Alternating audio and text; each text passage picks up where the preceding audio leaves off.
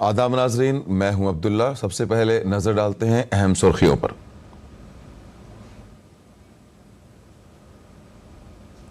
वजीर आजम नरेंद्र मोदी आज नई दिल्ली में रूरल इंडिया महोत्सव 2025 का करेंगे इफ्तिताह। अवाम से भी करेंगे खिताब। गांव बढ़ता है तो मुल्क बढ़ता है, इस त्यौहार का होगा नारा।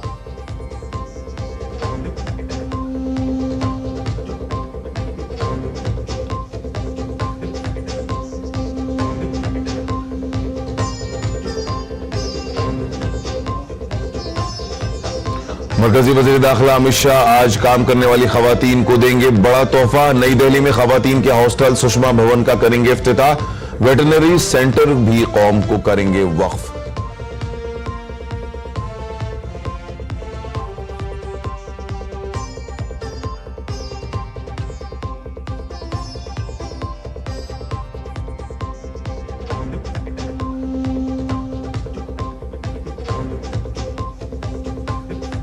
पूरा शिमाली भारत शदीद सर्दी की लपेट में। दिल्ली एनसीआर में घनी धुंध की वजह से हद्दे निगाह सिफर हो गई। पहाड़ों पर भारी बर्फबारी के साथ बारिश की पेशीन गोई।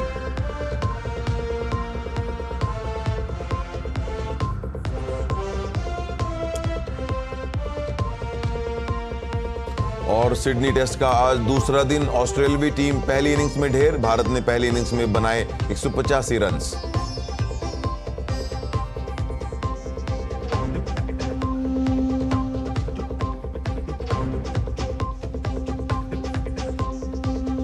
नाजरीन, अब रुख खबरों की तफसील पर। वजीर आजम नरेंद्र मोदी आज राजधानी दिल्ली के भारत मंडपम में ग्रामीण भारत महोत्सव 2025 का इफ्तिताह करेंगे। इस मौके पर पीएम मोदी भी इज्तिमा से खिताब करेंगे। देही भारत के कारोबारी जज्बे और सकाफती वर्से का जश्न मनाते हुए ये मेला आज से 9 जनवरी तक जारी रहेगा। इसका मौजू है एक विकसित भारत 2047 के लिए एक जामे देही भारत की तामीर, और नारा है अगर गांव की तरक्की होती है तो मुल्क भर की तरक्की होती है।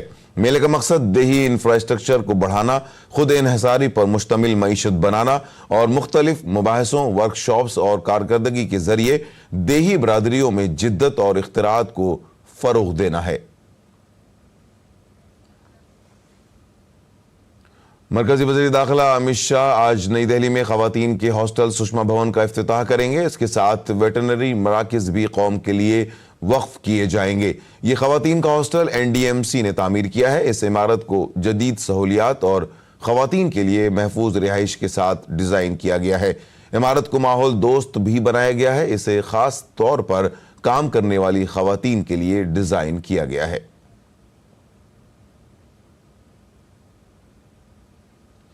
उत्तर प्रदेश में समाजवादी पार्टी के रुकन पार्लियामेंट जियाउर रहमान बर्क के लिए महकमे बिजली के नोटिस का जवाब देने का आज आखिरी दिन है। जवाब न देने की सूरत में एसपीएमपी से आरसी भेजकर 1 करोड़ 91 लाख रुपए वसूल किए जाएंगे।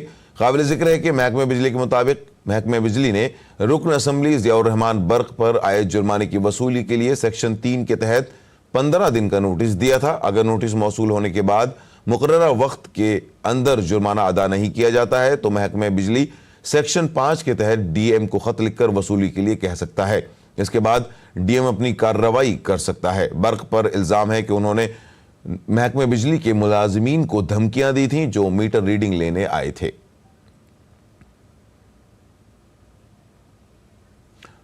सुप्रीम कोर्ट ने अपने अहम फैसले में वाज़ेह किया है कि सीबीआई के लिए रियासतों में तैनात मरकजी ओहदेदारों के खिलाफ मुकदमा दर्ज करने के लिए रियासती हुकूमतों से इजाजत लेना लाजमी नहीं है। अदालत ने यह फैसला आंध्र प्रदेश हाई कोर्ट के हुक्म को पलटते हुए दिया है, जिसमें बदउनवानी के मामले में मरकजी हुकूमत के 2 मुलाजिमीन के खिलाफ सीबीआई की तहकीकात को मनसूख कर दिया गया था।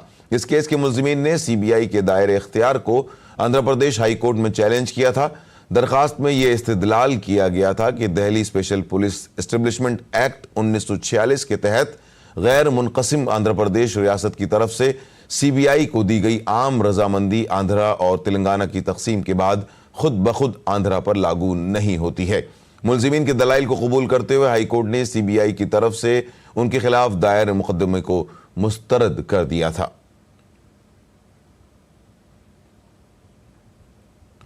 प्लानिंग कमीशन के साबिक डिप्टी चेयरमैन मोंटेक सिंह अहलुवालिया ने नई पेंशन पॉलिसी पर कांग्रेस को आईना दिखाया है। उन्होंने मरकजी हुकूमत की नई पेंशन स्कीम पॉलिसी को दुरुस्त करार दिया है। मोंटेक सिंह अहलुवालिया ने भी वाजपेयी हुकूमत में पेंशन से मुतालिक कई किए गए फैसलों को दुरुस्त करार दिया।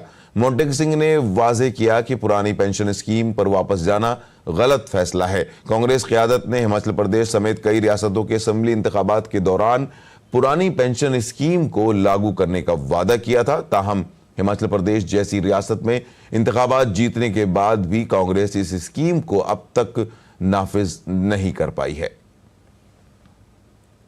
Pension scheme which is based on pay as you go, that is, you make pension demands and you don't make any provision for it, and the government simply pays the pension as in when it falls due. This is a very bad idea, and I remain of that view. I think the fact that we moved away from that scheme to the new pension scheme, and that was actually done during the Vajpayee government, I think that was the right decision. Throughout the UPA it continued, that was the right decision. As far as the central government is concerned, it still continues. It's the states, however, which seem to be now, some of them are dithering and going back to the old scheme. Well, I mean, I think it's a mistake, and we will see how well they do. Uttar Pradesh के प्रयागराज में 13 जनवरी से महाकुंभ मेला शुरू हो रहा है, जो 26 फरवरी को खत्म होगा। इस दौरान करोड़ों संतों और अकीदतमंद संगम में स्नान करेंगे। माना जाता है कि महाकुंभ के दौरान सैयारों की खास पोजीशन की वजह से संगम का पानी गैर मामूली चमक में जाहिर होता है। इस महाकुंभ मेले में 40 करोड़ लोगों की शिरकत मुतवक्के है। वहीं अखाड़ों के महाकुंभ में आने का सिलसिला भी जारी है। नए साल का पहला और सबसे बड़ा प्रोग्राम है महाकुंभ। इस बार प्रयागराज में 40 करोड़ लोगों के महाकुंभ में शिरकत का इम्कान है। अखाड़ों का मजहबी परचम कायम हो चुका है। अब सिर्फ 13 जनवरी का इंतजार है, जब महाकुंभ का आगाज पहले स्नान मेले के साथ होगा। दरियासना महाकुंभ नगर में सनातन धर्म का झंडा उठाए हुए अखाड़ों के दाखिले का अमल पूरी शान शौकत और अकीदत के साथ जारी है।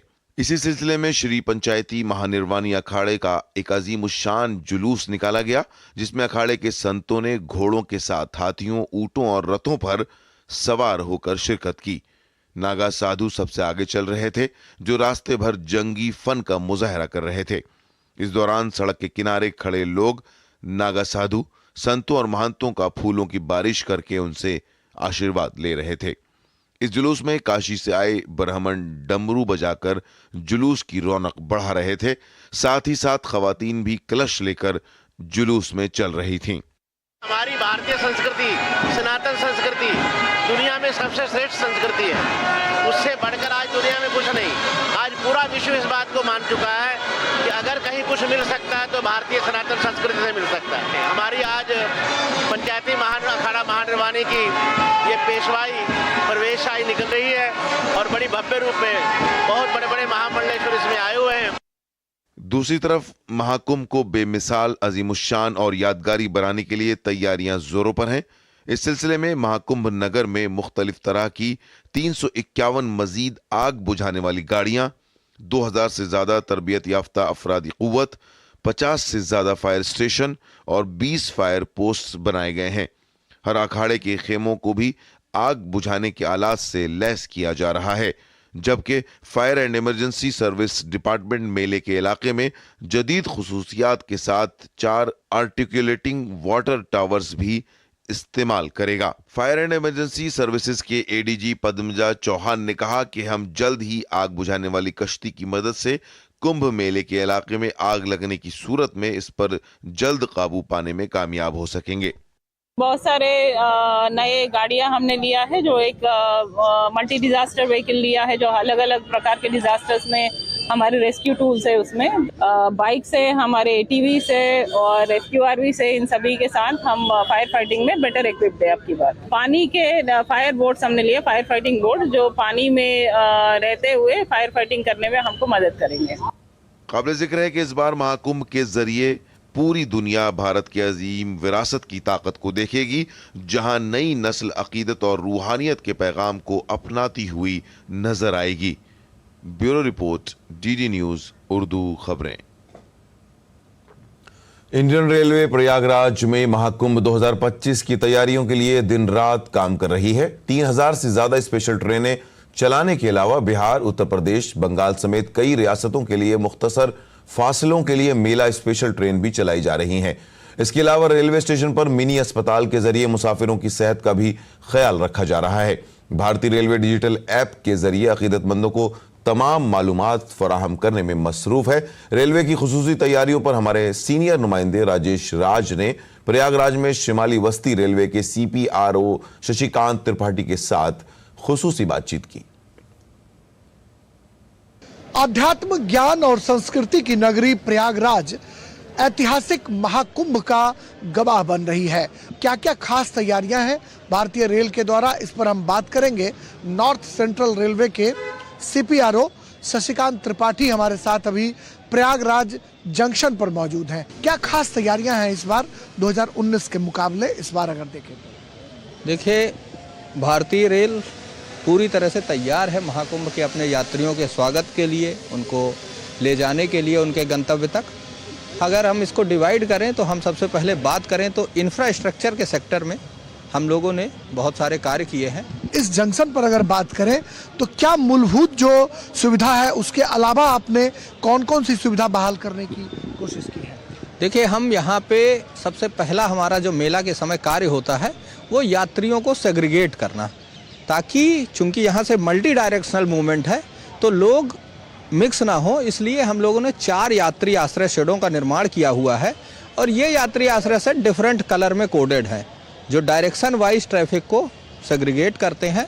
हमने अपना एक कंट्रोल रूम बनाया हुआ है जो न केवल इस परिक्षेत्र के जो 9 स्टेशन हैं उनसे जुड़ा हुआ है, वहाँ का लाइव फीड यहाँ पे आ रहा होगा, बल्कि पहली बार इसको इंटीग्रेट किया गया है जो सिविल एडमिनिस्ट्रेशन का जो कंट्रोल रूम है उससे भी। 3000 से ज़्यादा स्पेशल ट्रेनें भारतीय रेल चला रही हैं, लेकिन जो इलाहाबाद, प्रयागराज आसपास के जो इलाके हैं या फिर बंगाल है, बिहार है, इसके लिए कुछ मेला स्पेशल ट्रेनें चलाने की भी? बिल्कुल, हम लोग 3000 के लगभग मेला स्पेशल ट्रेनें चला रहे हैं। टोटल अगर बात करें तो हम 13000 ट्रेनें चला रहे हैं, जिसमें 3000 केवल मेला विशेष गाड़ियाँ हैं।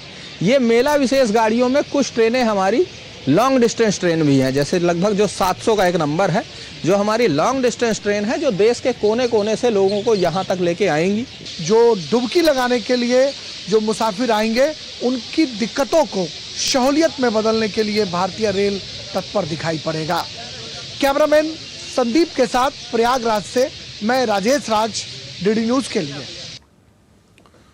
उत्तर प्रदेश के महाकुंभ मेले के पेश नजर प्रयागराज जंक्शन के बिल्कुल ऊपर सिक्योरिटी पर नजर रखने के लिए एक मास्टर कंट्रोल रूम बनाया गया है, जहां से प्रयागराज जिले के 9 रेलवे स्टेशनों के हर कोने की निगरानी की जा रही है, जिसके लिए तकरीबन 1200 CCTV कैमरे नस्ब किए गए हैं, ताकि किसी भी नाखुशगवार वाकये पर एक ही जगह से काबू पाया जा सके।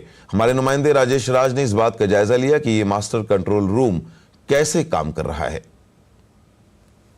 महाकुंभ में आने वाले श्रद्धालुओं को किसी तरह की दिक्कतों का सामना न करना पड़े, इसके लिए प्रयागराज जंक्शन पर ये आप देख सकते हैं कि ये मास्टर कंट्रोल रूम बनाया गया है, जिसमें तकरीबन 1200 CCTV कैमरों पर नजर रखी जा रही है। चप्पे चप्पे की खबर जो है वो CCTV के माध्यम से इस कंट्रोल रूम को ऑपरेट करने वाले जो लोग हैं उन तक पहुंच रही है, ताकि कोई भी अप्रिय वारदात को रोकने के लिए, किसी भी तरह की जो स्टैम्पेड है उसको तुरंत रोकने के लिए त्वरित कार्रवाई की जा सके। और इसके लिए तमाम जो प्रयागराज के इर्द गिर्द के जितने भी जंक्शन हैं, जितने भी रेलवे स्टेशन हैं, वहां से सीधा लाइव फीड जो है वो यहाँ आ रहा है।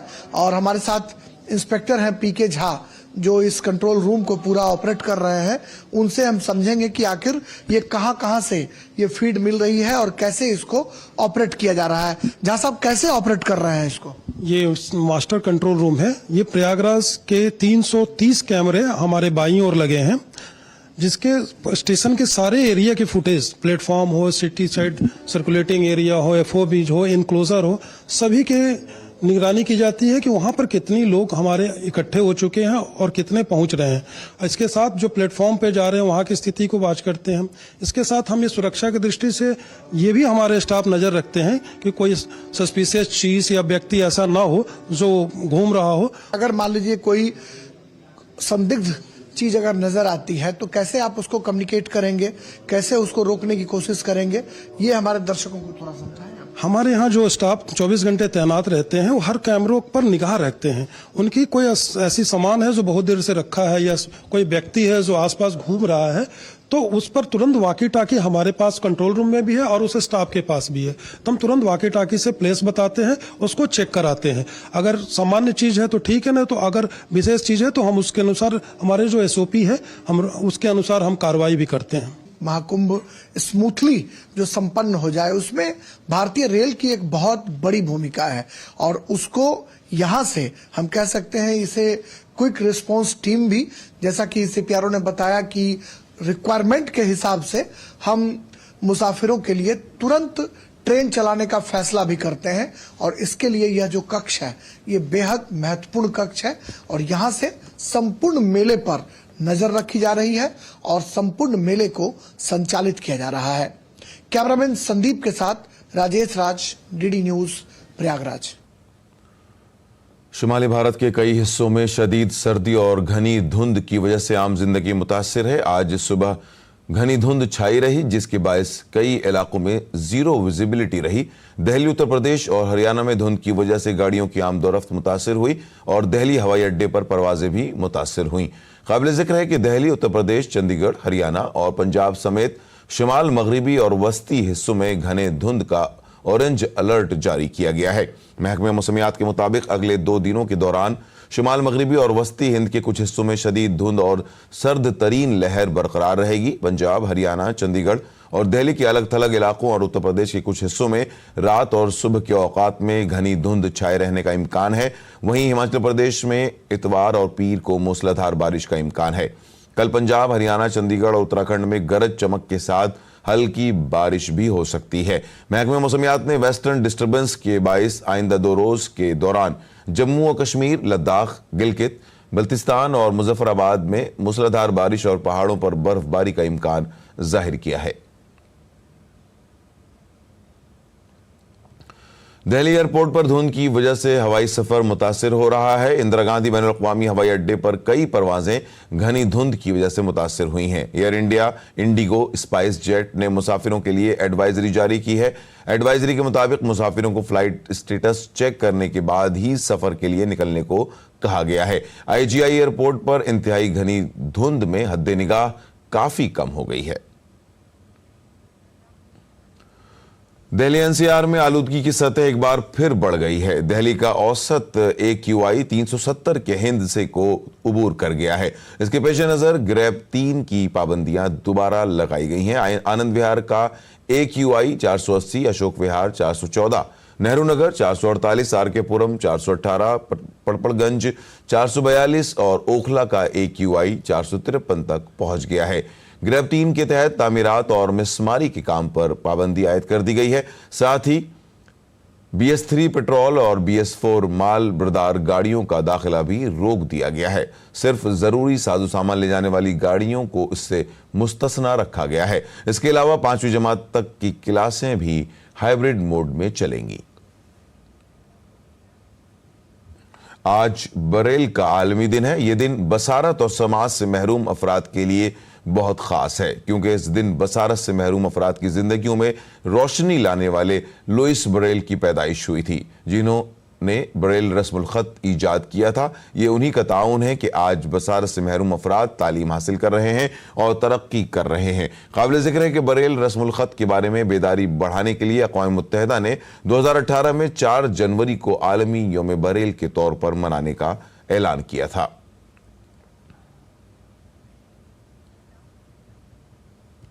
नाज़रीन, पेश है दिल्ली से शाये होने वाले उर्दू अखबारात का मुख्तसर जायजा।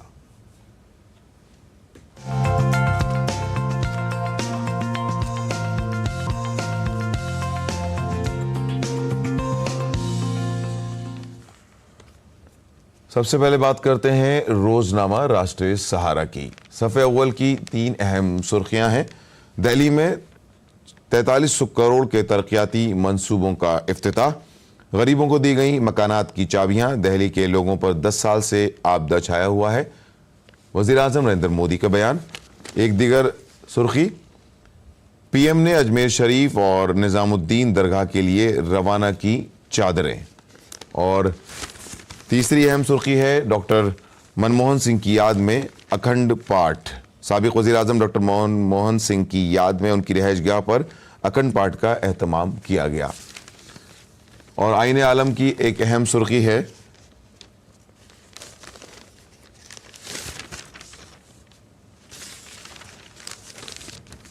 खेल रत्न अवार्ड हासिल करना सबसे बड़ी कामयाबी, हरमनप्रीत। और अब बात करते हैं रोजनामा इनकलाब की। सफ़े अव्वल की अहम सुर्खी, लद्दाख में चीन के मंसूबे पर हिंदुस्तान का सख्त एतराज। और एक अहम सुर्खी है, हिंदुस्तानी बॉडी बिल्डर्स मोहम्मद रईस दुनिया भर की चैंपियनशिप में शिरकत करने के ख्वाहां। खेल से मुतालिक ये सुर्खी आपने सुनी। और आखिर में बात करते हैं रोजनामा सहाफत की अहम सुर्खी पर, मेडिकल कोर्सेज की सीटें खाली नहीं रह सकती, सुप्रीम कोर्ट का बयान। नाजरीन, आज के अखबार से बस इतना ही। अब रुख करते हैं दीगर अहम खबरों पर। मुआखजे का सामना करने वाले जनूबी कोरिया के मुअत्तल सदर यून सेक योल को गिरफ्तार नहीं किया गया। जनूबी कोरिया की एक अदालत ने हाल ही में यून सेक योल को हिरासत में लेने और उनके दफ्तर की तलाशी लेने के लिए वारंट जारी किए हैं। तफ्तीशी एजेंसी के एहलकार और पुलिस माजूल सदर यून सेक योल को हिरासत में लेने के लिए उनके घर पहुंचे थे, लेकिन योल की हिफाजत पर मामूर तकरीबन 200 गार्ड्स ने उन्हें गेट पर ही रोक लिया। इस दौरान मुजाहिरीन का एक हुजूम योन के घर के बाहर जमा हो गया और नारे लगाने लगा। माजूल सदर की गिरफ्तारी के हवाले से तकरीबन 6 घंटे तक हंगामा हुआ, लेकिन पुलिस उन्हें गिरफ्तार न कर सकी। योन के खिलाफ जारी किया गया वारंट 6 जनवरी तक कानूनी हैसियत का हामिल है। काबिल जिक्र है कि कोरिया की आईनी अदालत योन के मुआखजे के मुकदमे की पहली समाअत करने वाली है। जुनूब मगरबी कोलंबिया में हाईवे पर सफर करने वाली बस सड़क से उलटकर खाई में गिरने से 13 अफराद हलाक और 28 जख्मी हो गए। हादसा बोगोटा से 570 किलोमीटर जुनूब मगरिब में नारेनो डिपार्टमेंट में तांगवा की म्यूनिसिपैलिटी के करीब पेश आया। ये बस सयाहों के एक ग्रुप को केली शहर से इक्वाडोर की सरहद के करीब वाक़े लॉस लॉजस और लेडी ऑफ द रोजरी ले जा रही थी। वजारत ट्रांसपोर्ट के एदाद व शुमार के मुताबिक कोलंबिया में सड़क के हादसे में सालाना तकरीबन 8000 अफराद हलाक हो जाते हैं।